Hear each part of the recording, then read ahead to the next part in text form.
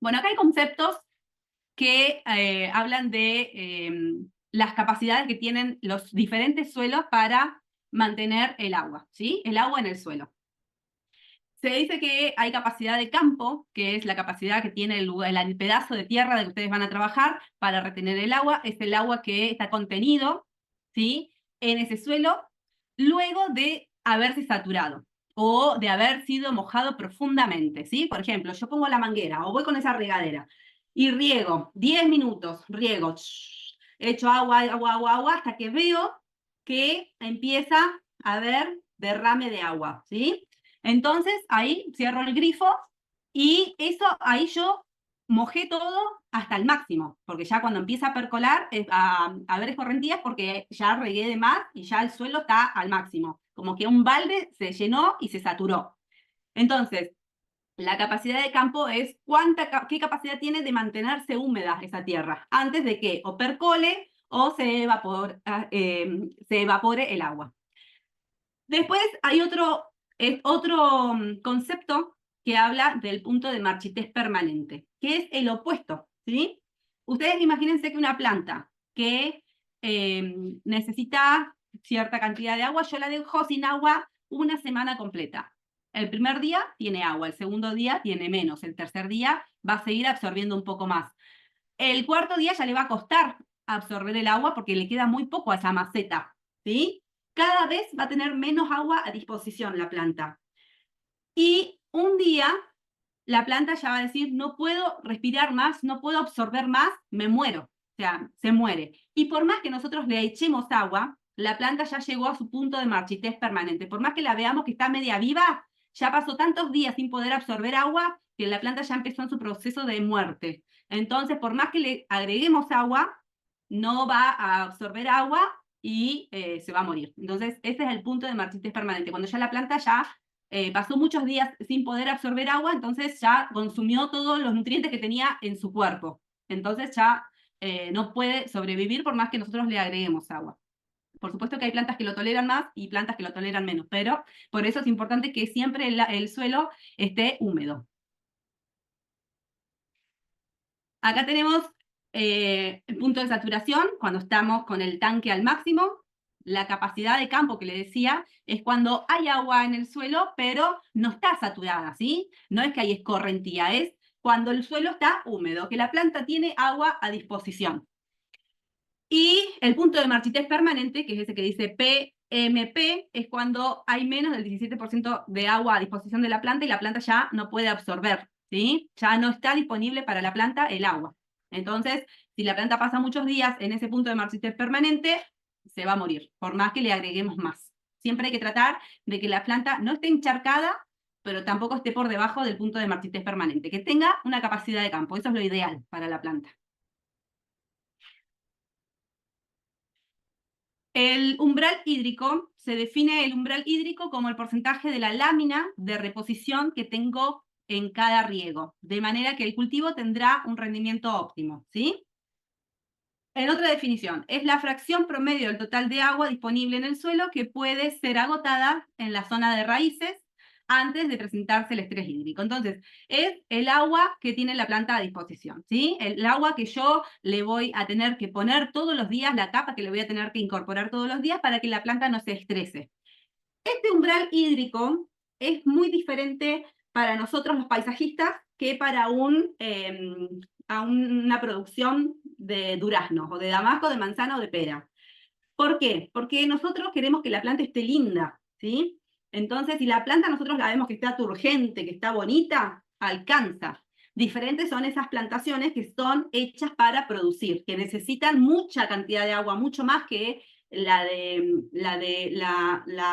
necesidad ornamental, porque necesitan lograr la máxima producción. Nosotros si tenemos un árbol de damasco en un patio ornamental, en un jardín ornamental, va a lograr damasco, pero capaz que logre, no sé, 100 damascos, que para una familia particular es un montón, ¿sí? Les digo 100 por darles un número chico, ¿no? Pero si esa planta de damasco está en un campo de producción de damasco, va a necesitar lograr 1000 damascos. Entonces, es mucha más la necesidad de agua que va a necesitar una producción que un jardín ornamental. Con esto, ¿qué les quiero decir? Que, por ejemplo, esto lo vamos a ver más adelante igual, pero, por ejemplo, un árbol de este mismo damasco, si yo lo tengo plantado en una producción, voy a necesitar que todo el árbol, toda la raíz del árbol, vieron que yo les dije que la copa del árbol arriba se relaciona con la cantidad de raíces que tiene abajo, ¿sí? Entonces, la circunferencia del árbol tiene que estar húmeda, ¿sí? Es mucha más la cantidad de agua que se necesita para una producción que para un árbol ornamental. Si el árbol es un árbol ornamental, con que tenga el 50% de las raíces húmedas, le alcanzan, porque eso va a lograr que esté turgente, que esté bonito, que esté lindo ornamentalmente.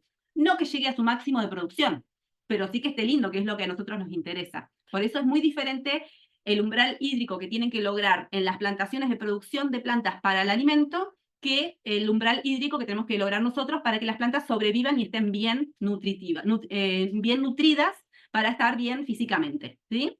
Pero bueno, esto se los digo a modo de concepto nada más. Pero con que ustedes las vean, que la planta esté bien, que esté turgente, que es bien parada, con buen estado físico, está bien de agua.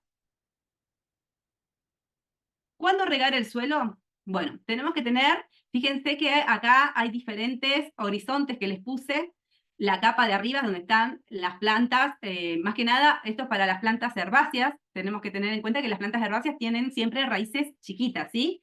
Y tenemos que tener en cuenta cuáles son las propiedades de los suelos. La textura, la estructura, la profundidad de las raíces, la materia orgánica que tengan a disposición, la salinidad, el pH y los nutrientes. Todo esto más o menos ya lo fuimos viendo cuando vimos el tema de suelos. Bueno, con textura, hacemos un repaso. El tema de la textura, recuerden que es cuando logramos que el suelo tenga la parte mineral, que sea arenoso o arcilloso, pero a la vez tenga estructura, que es la que logra mantener la humedad, ¿sí? La estructura, llámese la materia orgánica que le quieran incorporar en cuanto al compost, o al lombricompuesto, o a los guanos, o a serrín, todo lo que ustedes le puedan meter, ¿sí? Para lograr que la humedad se quede en ese lugar. Eso hace a la estructura. Tenemos que tener en cuenta las raíces. ¿Qué tamaño tengo las raíces? No es lo mismo un riego para una planta anual, que va a tener una raíz de 20 centímetros, 30 como mucho, ¿sí? Un copete, por ejemplo, a un árbol o a un arbusto, ¿sí? Tengo que tener en cuenta cómo es la raíz, la profundidad de raíces de la planta que voy a regar. Y también tengo que tener en cuenta esto de la materia orgánica, el pH, cómo están los nutrientes ahí, ¿sí? Entonces, los horizontes van cambiando y tengo que ir sabiendo a través de dónde le voy a incorporar la nutrición a las plantas, según la planta que sea. Fíjense que acá tenemos los diferentes tipos de tierras, ¿no? De suelos que tenemos. Acá, fíjense lo que es un grano de arena gruesa, un grano de arena fina, y después tenemos los limos y las arcillas. En ese triángulo ustedes tienen las diferentes clases texturales de los suelos, ¿sí? Lo ideal es estar en un suelo franco. Fíjense que acá abajo dice franco arenoso, franco o franco limoso, ¿sí? Los suelos francos son los que tienen de todo un poco. Ese es el suelo ideal, porque voy a tener que no se me va a encharcar, voy a tener que no se va a ir del todo porque no va a ser solamente arena y no se va a quedar seco, y voy a tener nutrientes. Entonces, ese es el suelo ideal para colocar las plantas. Y tengo que saber cómo es mi suelo para saber cuándo regar, ¿sí? Esto son materiales que se utilizan también para saber cómo está el suelo.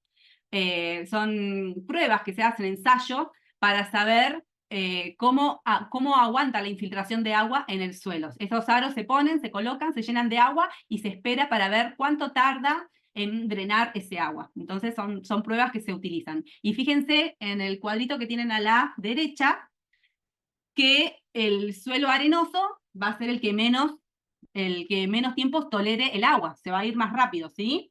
Después tenemos el franco, después el arcilloso, por último. Pero esas son las velocidades de infiltraciones que van a tener el agua en la tierra en cuanto al tiempo. El que menos va a tardar en irse el agua va a ser el arenoso. Bueno, a ver qué tenemos acá. Sí, también. Seguimos viendo el tipo de suelo, ¿sí? La capacidad de retención de los suelos. Esto es un poco más de lo mismo. Las arenas tienen granos más grandes, entonces hay menos capacidad de retener el agua.